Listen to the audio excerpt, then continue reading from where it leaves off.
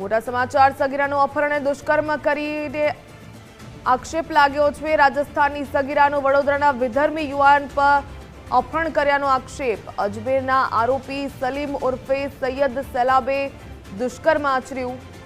સગીરાને પરત આપવા માટે 1 લાખ રૂપિયાની ખંડણી માંગી હોવાના પણ આક્ષેપ। સમગ્ર મામલો સામે આવ્યો છે। આરોપીએ સગીરાના ઘરેણાં અને મોબાઈલ ફોન પણ વેચી દીધા।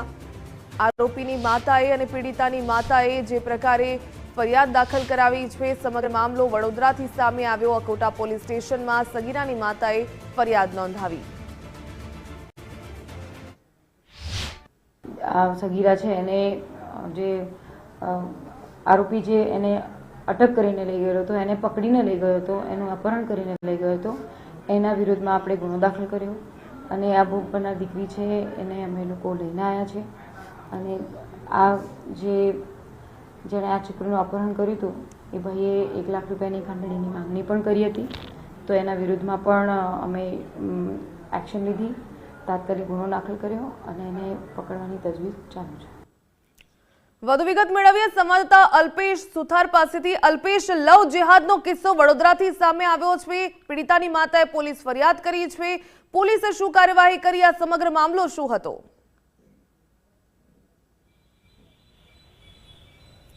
બિલકુલથી વડોદરા શહેરમાંથી ફરી એકવાર લવ જેહાદ સાથે અપહરણનો પણ કિસ્સો સામે આવ્યો છે ને તેને લઈને આખા વિસ્તારમાં ક્યાંક ને ક્યાંક ચર્ચા મચી છે। વાત છે રાજસ્થાનમાં રહેતી એક દીકરી હતી કે તેને આજે વિધર્મી યુવક કે જેનું નામ હતું સલીમ ઉર્ફે સૈયદ સૈલાબ કે તે રાજસ્થાનમાં રહેતી દીકરીને પજવતો હતો અને તેના કારણે પરિવાર છે કે પરિવારે આ જે દીકરી છે તેને વડોદરા શહેરમાં રહેતી તેની માસીના ઘરે મોકલી આપી હતી। પરંતુ આ યુવાને એટલી હદ સુધી પહોંચ્યો કે તે રાજસ્થાનથી કાર લઈ અને વડોદરા પહોંચ્યો અને અહીંયાથી પણ આ દીકરી છે તેનું અપહરણ કરી અને રાજસ્થાન લઈ ગયો અને ત્યાં પણ દીકરી ઉપર અવારનવાર દુષ્કર્મ ગુજારવામાં આવ્યું। જોકે આ જે યુવાન આ જે વિધર્મી યુવક છે તેની સાથે તેનો પરિવારનું પણ એટલું જ મેળાપીપણું હતું, કારણ કે જ્યાં રાજસ્થાનની અંદર પણ જ્યારે તેનો પરિવાર છે ત્યાં ફરિયાદ નોંધાવવા પહોંચે છે ત્યાં પણ પરિવારને જાનથી મારી નાખવાની ધમકી આપવામાં આવે છે। સાથે વાત કરીએ તો જે પીડિતાની માતા પાસે જે સૈયદ સૈલાબ છે કે તેની માતા 1 લાખ રૂપિયાની ખંડણી પણ માગે છે અને સાથે કહે છે કે તમે 1 લાખ રૂપિયા આપશો તો તમારી દીકરી પરત આપવામાં આવશે। ત્યારબાદ તમામ હિન્દુ સંગઠનો છે તે મેદાને આવે છે અને ત્યારબાદ સમગ્ર મામલો છે તે પોલીસ સ્ટેશને પહોંચે છે।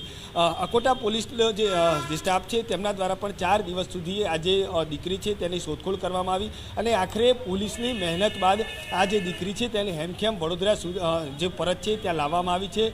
પોલીસ છે તે અલગ ટીમો બનાવીને કાર્યવાહી છે તે કરી રહી છે અને આ જે ફરાર જે આરોપી છે વિધર્મી યુવક છે તેની શોધખોળ પણ હાલ કરવામાં આવી રહી છે। મહત્વની વાત અહીં આવે છે કે ક્યાંક ને ક્યાંક અનેક વખત આપણે કિસ્સા જોતા આવ્યા છીએ કે વિધર્મી જે યુવક છે તે આવી દીકરીઓને ફસાવી અને ક્યાંક ને ક્યાંક ખંડણી પણ માગતા હોય છે, તેમની સાથે દુષ્કર્મ આચરતા હોય છે। ત્યારે ફરીકવાર આ પ્રકારનો કિસ્સો છે તે વડોદરાથી સામે આવે છે।